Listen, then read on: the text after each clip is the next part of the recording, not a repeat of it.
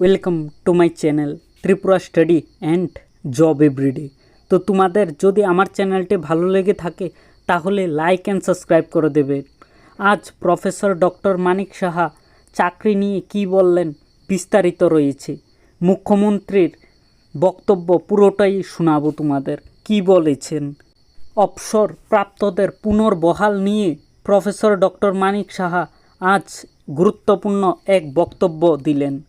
কি বলেছেন professor doctor Manik Saha, বিস্তারিত শুনে নাও। প্রফেসর ডক্টর মানিক সাহার বক্তব্য কি বলেছেন অবসরপ্রাপ্তদের। একদল পুলিশে চাকরি করে তাদের পরিবারকে উস্কিয়ে দিয়েছে যে তোমরা যাও জিন্দাবাদ করো, পেছনে কিন্তু বিরোধী, আমাদের কাছে খবর আছে, সব আছে।